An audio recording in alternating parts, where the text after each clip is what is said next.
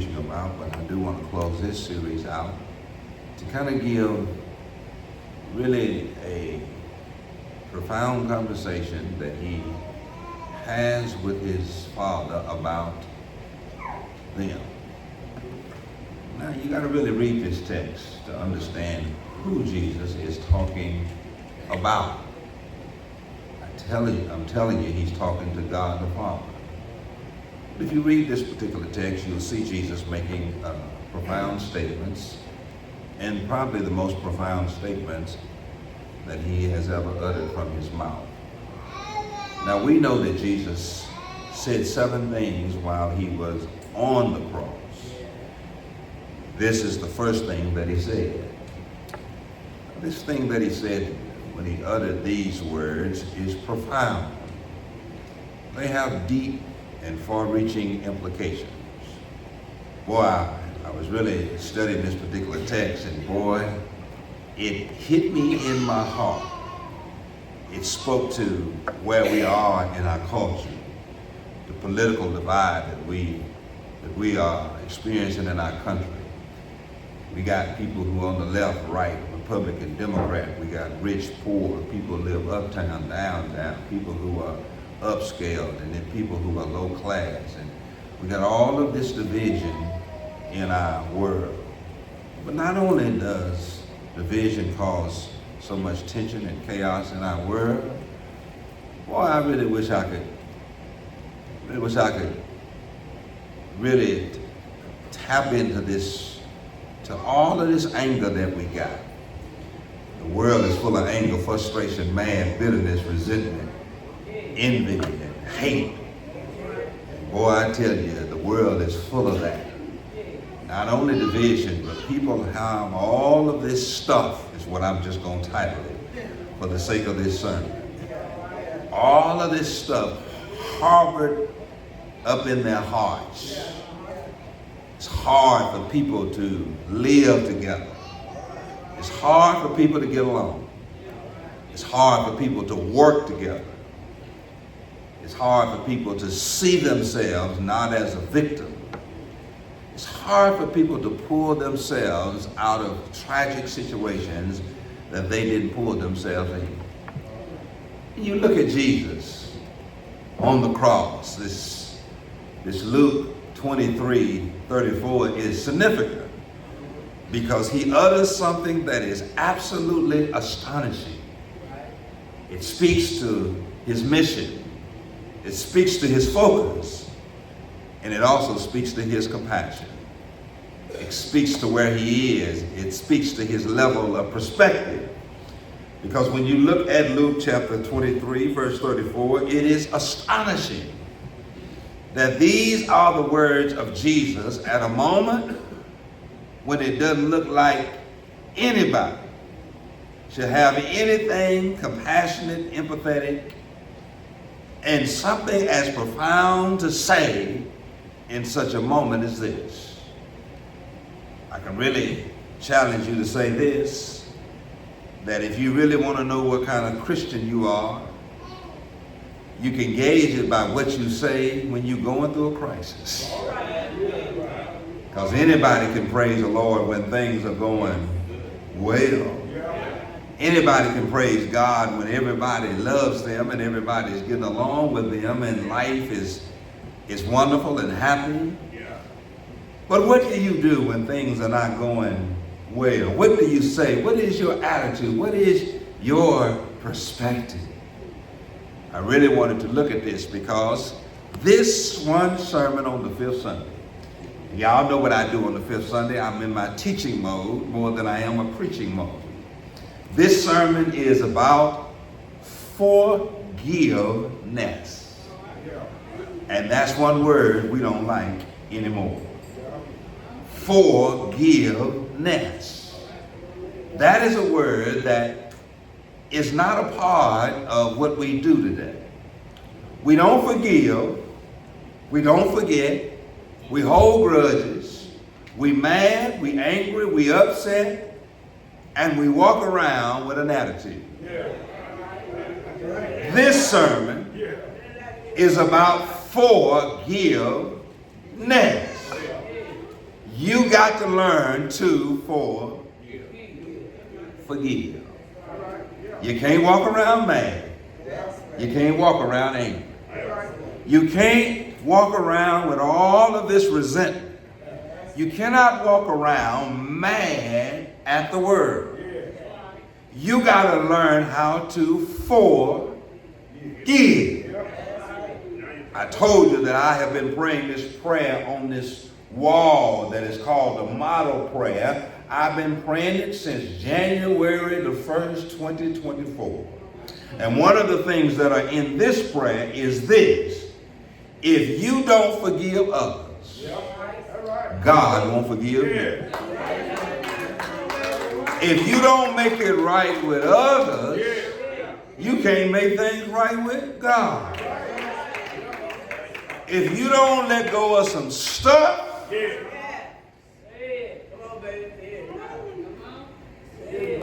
look what it says: forgive us for our debts as we forgive our debtors. This sermon is about forgiveness. The question you need to be asking before I dig deep into this sermon is ask yourself the question: is it anybody you hadn't forgiven? Is it anybody that you're mad at? Is it anybody that you're holding a grudge against? Is it anybody that's got your life in an uproar? Is it anybody that you are living with, dealing with, that you have a hard problem just being in their presence? Because they done some shady stuff, some low down stuff, and they continue to try to undermine you. And because of all of that, you mad, you're upset, you won't smile, you're tense. There's so much tension in your life.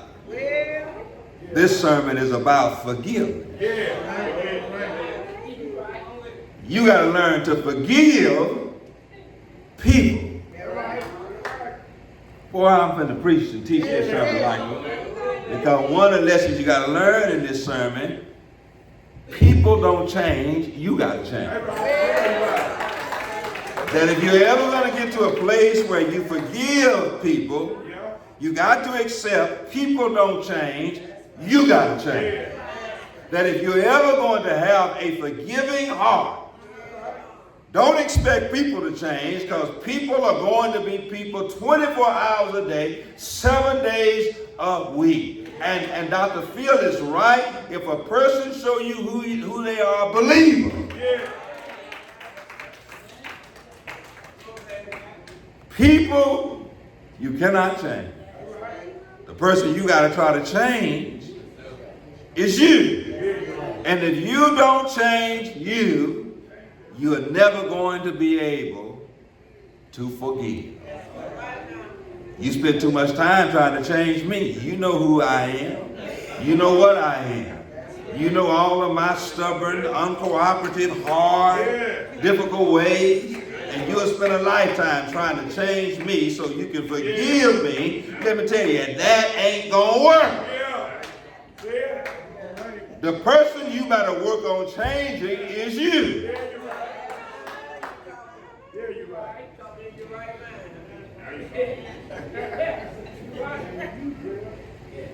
You trying to change me so you can forgive me. Forget about changing me. Just forgive me. Because in this text, well, I'm telling you, you got to read this text. I mean, look, I want you to take time and read this text. Jesus says in Luke 23:34, but Jesus, and the word but is important. It's important because of the events happened before he said the but. Luke doesn't give us a lot of details of the events that happened before the text says, but Jesus. But since you're here, and this fifth Sunday we teach, I'm going to tell you where the events that happened before the but is in Matthew chapter 27. And in Matthew chapter 27, we're going to scan over them and glance over them, and we're going to glean from them what was happening before the but in verse 34 of Luke 23:34. And Luke 23:34 says, but Jesus says, Father, forgive them, for they know not what they are doing. Now the weight of that, the burden of that, the difficulty of that is because of what happened in Matthew chapter 27. And Luke gives a detailed account of the events that were happening. Now let me give you this because I'm almost finished. 4 groups in Matthew chapter 27. 4 different groups. There were the people or the crowd. There was the religious leaders. There were the 2 thieves. And then there were the soldiers. All 4 groups are mentioned in Matthew chapter 27. And in Matthew chapter 27, Matthew records how all of these groups, the crowd, the religious leaders, the 2 thieves, and the soldiers treated Jesus before he got on the cross, while he was on the cross. It records the events of their treatment of Jesus. But yet Jesus in Matthew 23:34 says, Father, forgive them, for they know not what they are doing. This sermon is about forgiveness. How we hold grudges too long. We mad too much. And let me give you this. I already told you, if you're trying to change me to forgive me, you're never going to forgive me. Because you can't change people, you have to change you.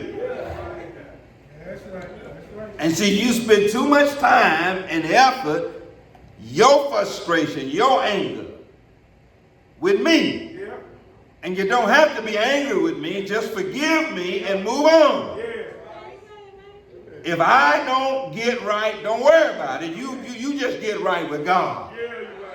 Don't worry about it if I'm going to get myself right with God. You worry about getting your relationship with God right, and let God worry about me and move on. You will frustrate your life, you will upset the balance and peace of your life, and you can't move on. Because you spend all your time trying to change me. And then forgiveness has to be that you know you can't change anybody but you, so work on changing you.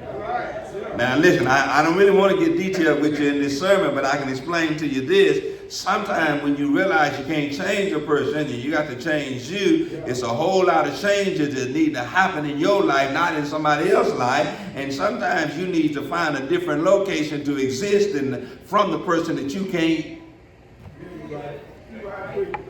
I just said something you didn't even hear. And see, it's a whole lot of folk that I love, but I really can't forgive them, so I've had to move away from them, and I can't be around him, not because I don't love them, but I realize that I can't change them, and because I can't change them, I cannot live in that set of circumstances. So it's time for me to move on. And ain't that I don't love you, but I just can't live with you. Not that I don't love you, I just can't work with you. And not that I don't love you, I just can't be around you that much. Because you stir up some stuff in me.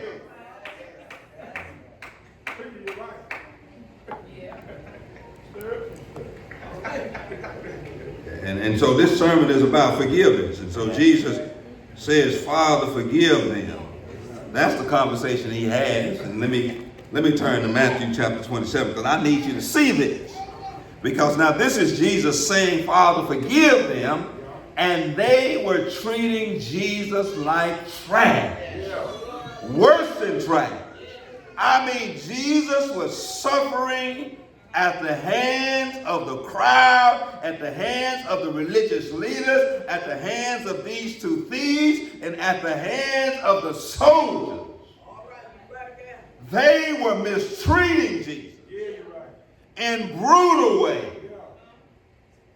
Matthew chapter 27 is a long chapter. It is 66 verses in that one chapter. It is a continuation of treatment, abuse for 66 verses. All that is contained in them verses is how they treated Jesus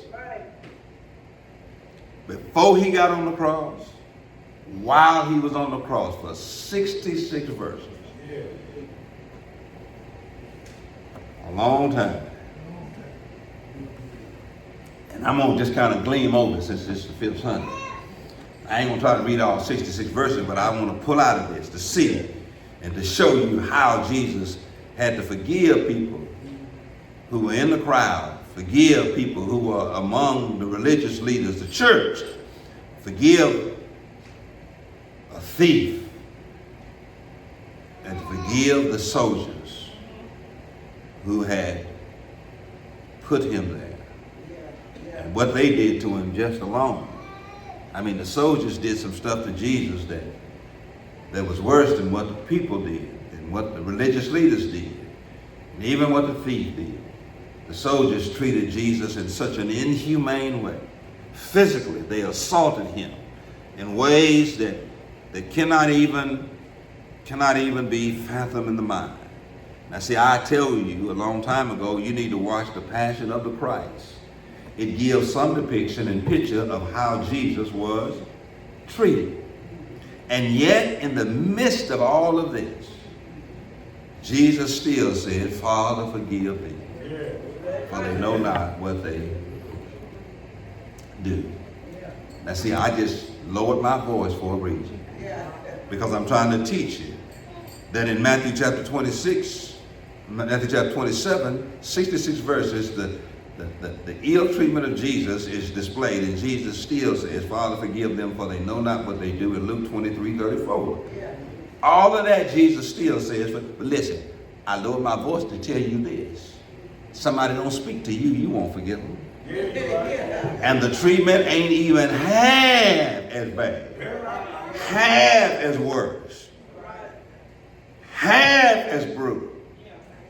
We get mad over the simplest things that don't mean nothing at the end of the day. Tear up a relationship, tear up a friendship, tear up an organization, tear up a church. Over what? Look at what this text says. And when the morning came in Matthew chapter 27, it says, and when the morning came, all the chief priests and the elders and the people conferred together against Jesus to put him to death.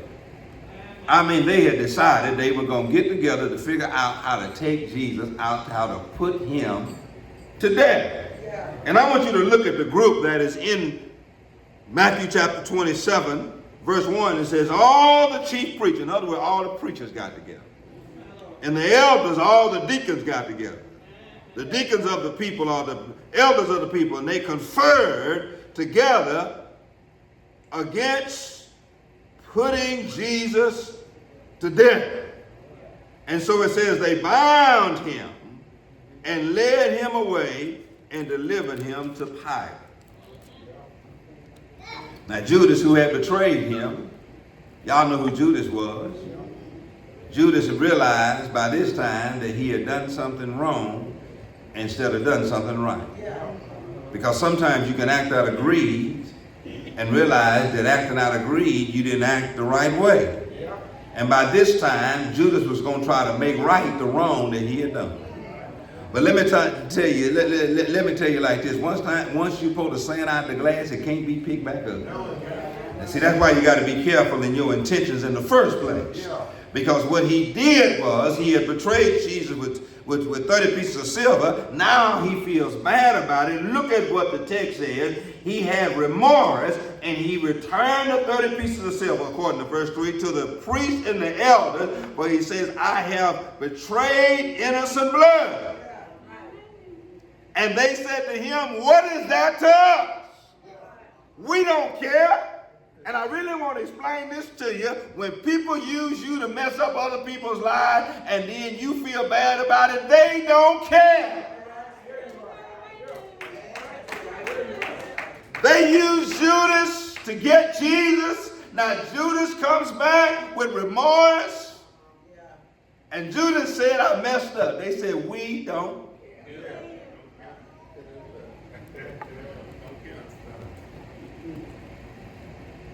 We don't care.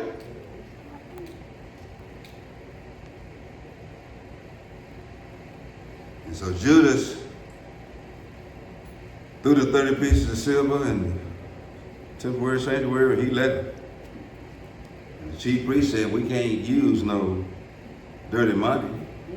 Can't put it in the treasury. So they bought this field called a potter's field where they could bury strangers. I'm just trying to walk down through the story. And then verse 11, I'm talking about forgiveness. Now Jesus stood before the governor. And the governor asked him, are you the king of the Jews? And Jesus said, it is as you said. And while they were accusing him, the chief priests and the elders, he did not answer them. And they just kept on and kept on and kept on. And then Pilate tried to find a way out because he knew that they was about that mess. That it wasn't into this. And that they had really concocted a story against Jesus and now they want him to be a part of it. And he said, I really don't want to be a part of this mess. So he tried to give them a way out. And it was always custom that they would release one prisoner on that day, a condemned criminal. And there were two there. There were two criminals. And look at verse 15, because I want you to understand, verse 16 and verse 15 and 16 says, there was a notorious prisoner there. When I say notorious, this fellow was bad to the bone. He wasn't no good. And Pilate knew he wasn't no good. And the people knew he wasn't no good. Pilate also knew Jesus hadn't really done anything wrong. And so he gathered the people and said, look, it's my custom to release one of these. I release Barabbas, Jesus, who is called the Christ. Trying to get himself a way out. But the people wasn't having that. The religious leaders, the elders, persuaded the crowd in verse 20, ask him for Barabbas and put Jesus to death. I'm just trying to tell you this. Am I just telling you the story? I mean, they had an option. They could have got Jesus released, but they chose a notorious criminal. So they ended up releasing Barabbas. I'm almost finished. And when Pilate saw that he had accomplished nothing, and he didn't want a riot to break out, verse 24, he took water and washed his hands in front of the crowd and said, this is the blood of an innocent man. And the people shouted, let the blood be on. I'm really trying to paint a picture of just how much they hated Jesus. Jesus had did nothing but help them. healed them, fed them, blessed them, but they hated Jesus. I'm telling you, because it was a crowd, it was the religious leaders, it was the two thieves, and it was the soldiers. But in this crowd of people that were calling for the crucifixion of Jesus was some of the very people that Jesus helped. And just because you help people don't mean people gonna love you. Just because you help them don't mean they gonna appreciate you. Help them if you will. I love Dr. John MacArthur. It said this. In that crowd, Sister Matthews, it was probably some people who were fed from the feeding of the 5,000. In that crowd, it was probably some people who drank some of that wine that he turned from water to wine at the wedding feast of Cana. In that crowd, it was probably some people who had been blessed and touched by Jesus, and yet they still hated Jesus. It don't make no difference how much you help people. They'll still hate you. No matter how you try to lift them up, no matter how you try to be there for them, and they will still hate you. I mean, they hated Jesus, no matter what he did. That's the crowd. That crowd, they hated him. And so, but you're going to forgive some people that you don't help in your life, and they still going to treat you like garbage and trash. But you still got to see y'all. I really wish y'all could get this, because there is no hate in my heart for anybody. And I don't care what I do. If you don't never say thank you, you don't never say appreciate you, if you don't never show me any act of kindness in return, it don't matter. I still love you. I understand that God has a plan. God has a purpose. And I don't do it to hear the applause anyway. I do it because I am following the Master's will. And then the soldiers started mocking Jesus. You got to look at verse 27. I'm almost finished. And the soldiers of the governor took Jesus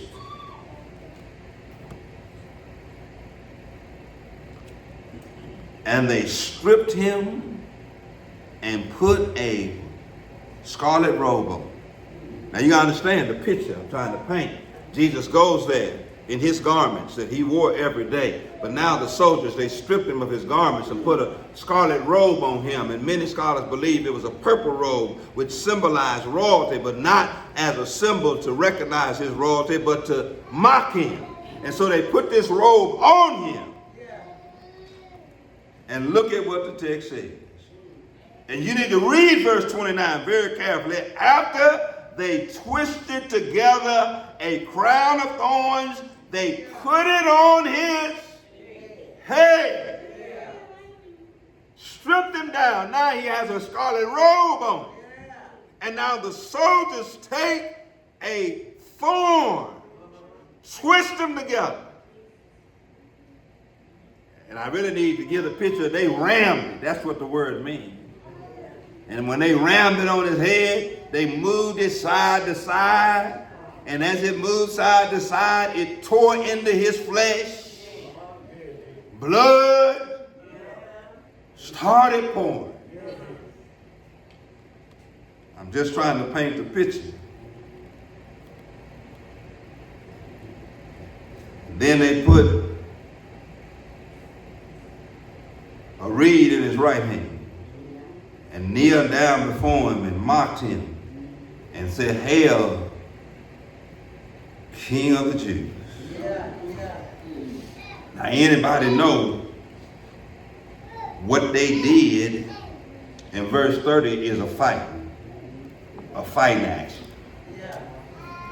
Now, I'll let you slap me, but don't spit on me.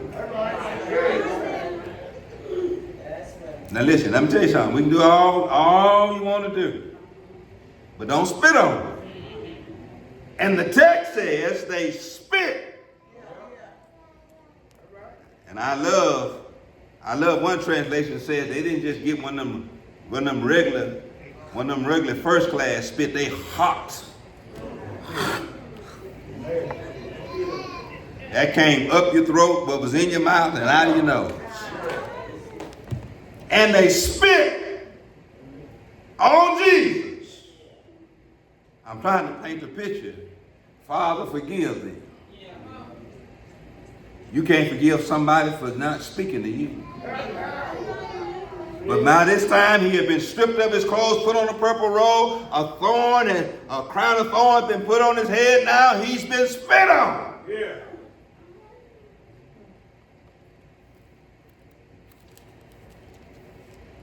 And then they took off that scarlet robe and put his own garments back on. And led him away to crucify him. I'm trying to tell you how they mocked him. I got to close, but I'm telling you. And then they, according to the gospel writers, in between all of this, two thieves. I told you about the crowd. I told you about the soldiers. Now let me tell you about the two thieves. And in other translations, it tells us that both of them were mocking him until one came to the realization that instead of mocking him, they probably need to ask him for help. Because just because it looked like Jesus can't do something for himself don't mean like he can't do something for you. And they mocked him. And really, I love that Luke's version of this particular narrative says that Luke gives the chronology that he was hanging with him, and then after he had been there hanging with him, he said this: Father, forgive them. Because some translations say, and theologians believe, that both of them were mocking Jesus until after one of them heard him say, Father, forgive them, for they know not what they do. Man, I'm trying to close. I'm a little tired, but let me explain this to you. Sometimes when people see you being forgiving to people who don't deserve it, you don't know how that'll change their life. I just said something that went over your head. See, when you have a forgiving spirit and people see you being mistreated, people see that things are unjust, or things are not right, and people are treating you like they ought not treat you, and yet in the midst of that, you show some forgiveness. The thief heard Jesus. He knew what Jesus had been through, what Jesus was going through, and yet Jesus says, Father, forgive them. He heard it. And he was moved. And then John MacArthur says his conversation with Jesus changed. One thief continued to mock him, while the other thief said, wait a minute. You mean to tell me he can utter this? Wow. He's going through what he's going through. And yet he says, Father, forgive them. You don't know who watching you suffer, being mistreated. And you're forgiving people who are mistreating you and causing your suffering. If you would just move on, forgive them, you'd be surprised how you would change that person's life. And so he heard Jesus say, Father, forgive them, for they know not. He started talking to Jesus. And I can tell you, it ain't never a bad thing to start talking to him. And say, Father, remember me. You come into your kingdom. Jesus stopped down and says, this day thou shalt be with me in paradise. When you forgive folk, you help other folk. When you forgive people, you can bring other people closer to God. When you forgive people, you can help people to see God. When you forgive people, God can move and put you in a place where people see you as the suffering servant, where he sees.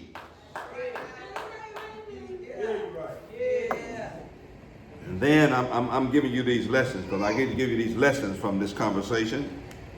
And Jesus said, Father, forgive them, for they know not what they do. But they kept on crucifying Jesus. They didn't stop. I need to tell you. Lesson number one, even though you forgive people, don't mean they're going to stop doing what they was doing. And I wish you would understand that. How many people in here only needed to be forgiven one time for one thing you've ever done in life? Everybody in here. You had to be forgiven a time. Matter of fact, Peter had a problem with that. He said, Jesus, how many times must I forgive my brother? Jesus said 70 times.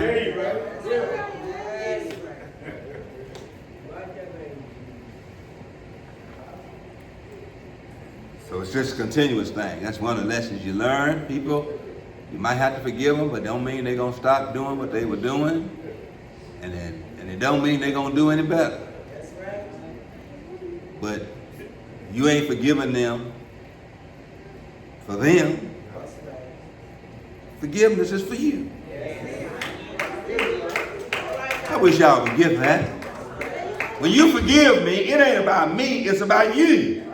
It's not about me, it's about you and your relationship with God.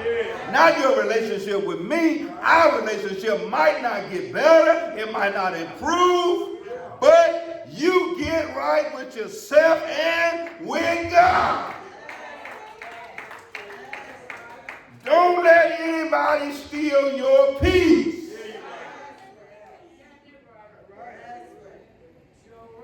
I'm taking my peace home with me. I came with my peace. I'm leaving with my peace.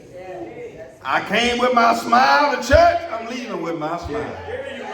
I came with my joy. I'm leaving with my. I ain't finna go home and be mad and wonder all day. I ain't finna get mad and wonder at church and the rest of my day, rest of my week. I gotta go home and watch Dallas lose. I'm gonna put enough of my emotions into that. And I'm telling you, so I'm gonna forgive Wanda before she ever do anything. Because I already know she's going to do something ignorant. She's going to hand me something I don't want to answer.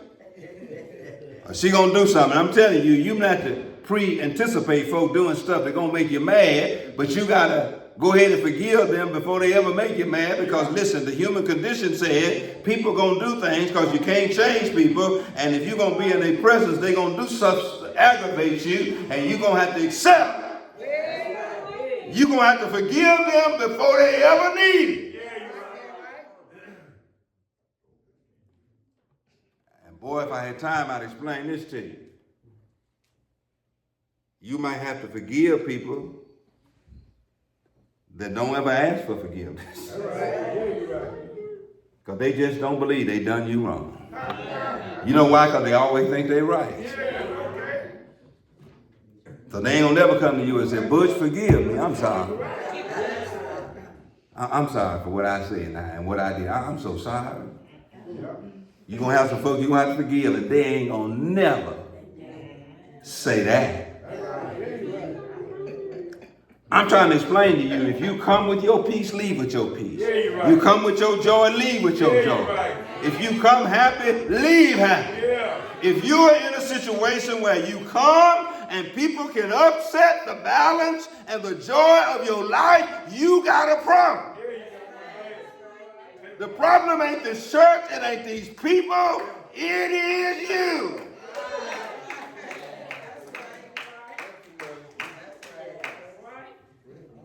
When I get through with my second sermon, get back on the road, get in my car, I listen to gospel music on my way down here, but on my way back home, because I had my joy. I got my joy. I'm listening to King George. If you got to go ahead and walk out the door. Because one thing you got to remember, one monkey don't stop no show. I'm going to keep on moving. Because listen, I came here with my joy. I'm leaving with mine. I came here with my smile. I woke up this morning with my mind stayed.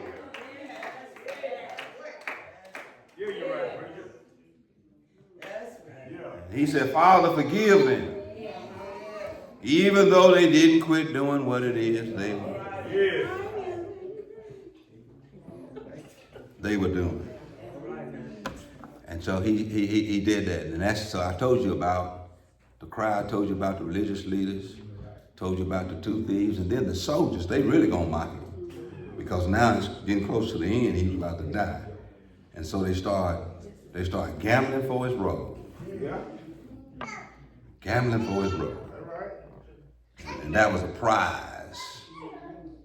Gambling for his in and out of garments, because that was a prize. And this Praetorian Guard, this elite soldiers, the Green Berets, the Navy SEALs, this is who these men were who were executing Jesus. They were the experts, the best.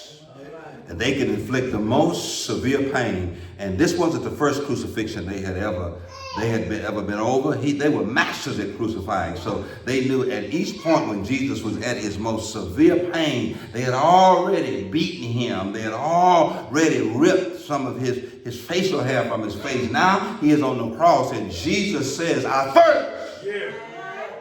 They took a sponge and put it in a mix of vinegar and wine. And it was supposed to numb the pain.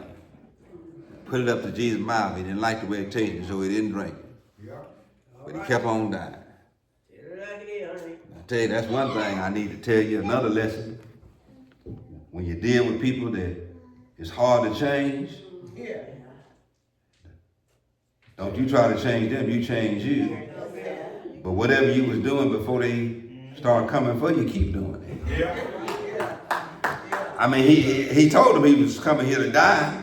And so he kept dying because he knew he was up there for a reason. And sometimes you're put in a place of suffering, trouble, trials, and tribulation for a reason. And you got to endure that purpose, that place, that season. Because let me tell you, the trouble don't last always. And while you're in it, it looks like you're never going to get out of it. But you just got to stay and see what the end goes. Well, I feel something down in my soul then. Sometimes you got to stay and see what the end goes.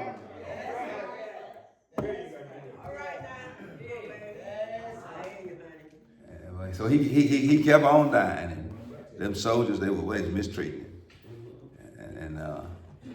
And then they started mocking. And then let me tell you, it's in Matthew chapter 27. And when the soldiers got through mocking him, the crowd and the religious leaders and the elders, they started mocking him again. And they started talking about, now, ain't you the one that said that if you destroy your body, that in 3 days?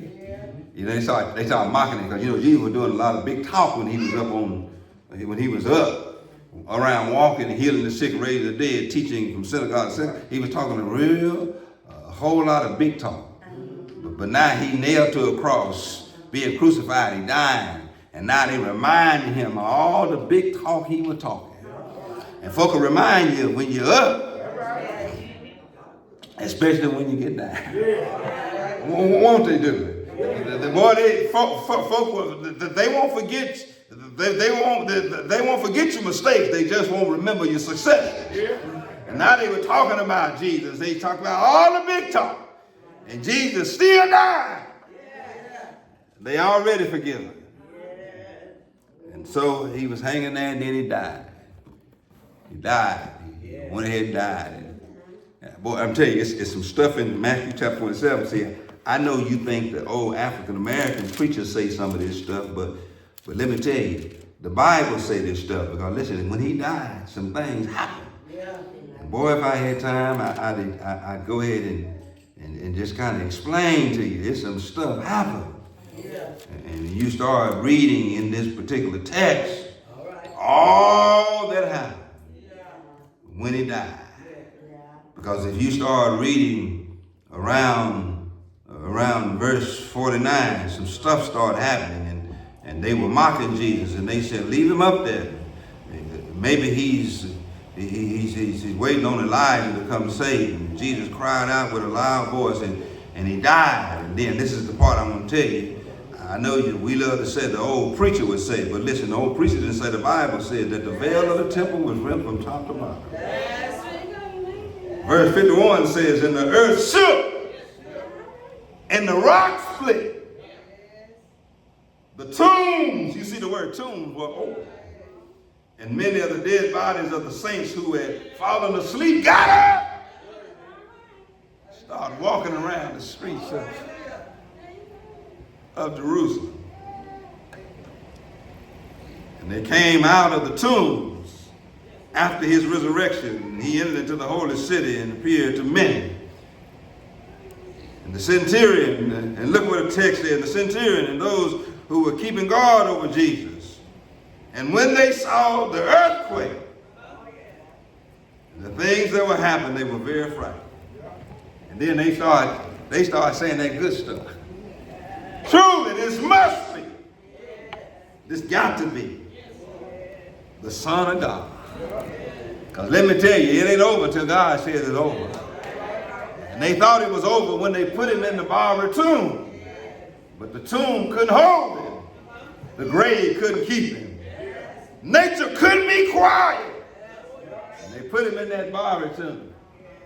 But I tell you, the religious leaders went to Pilate and said, you need to put some soldiers around it, because he said that he was going to get himself up, and that he ain't going to get up, but the disciples will steal his body and claim that he got up. And his getting up will be way greater than his beginning. But let me tell you, I don't care what you put up to keep God from doing what he's going to do, you can't stop him. Because he didn't have to worry about what was going to happen outside the tomb, what was going to happen in the tomb. The soldiers couldn't keep God out. The tomb, the rock in front of the tomb couldn't keep God out. But let me tell you, when God want to get in something, he get in something. And God got in the tomb, touched the body of Jesus. And boy, if I had time, I'd explain to you. The Bible doesn't give it in dramatic fashion what happened, but Jesus wasn't in there. His body was in there, but his soul had went to hell and led captivity captive. And he woke up some more saints and told them, I'm here. Listen, he woke up some more. Some got up when he died. And others got up because he woke them up. And Jesus went around and told them, I'm here.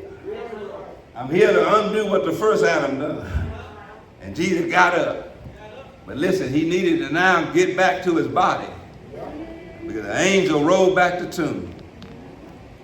And Jesus stepped out of the tomb, stood up on resurrection ground, and declared that all power, heaven and earth, is in my hand. I'm telling you, he did it for you. He did it for me. You got to learn to forgive. It is the key to your purpose. It is the key to God's plans for your life.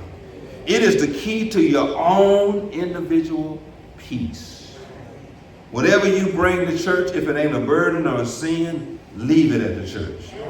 But if you bring a joy, happiness, a smile, and peace, take it back. Don't let anything steal you and rob you of your joy.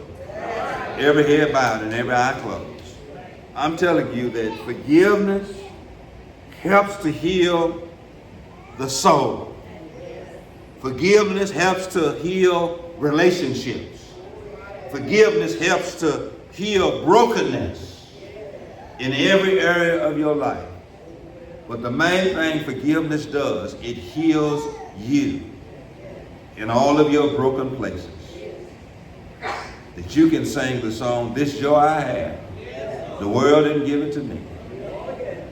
This joy I have, the world didn't give it, and the world can't take it away. You want to know why I shout? Because I got peace. How I shout because I got joy. How I shout because I got Jesus. If you're here today and you have an unforgiving heart, if life, people, and the burdens of life, because I'm telling you, he says in this particular prayer, God will not forgive you if you don't forgive others. God will not settle debts with you if you don't settle your debts with others. God won't make things right between you and him if you don't make things right between you and other people. You got to get right with God and do it now. Every head bowed and every eye closed. If you're here today and you don't know Jesus Christ as your personal Savior, you can come. If you're here today and you want to join the church, you can come. If you're here today and you want to, by decision, say, Pastor, I want to do better. But the greatest prayer is this: if you have 1 ounce of unforgiveness in your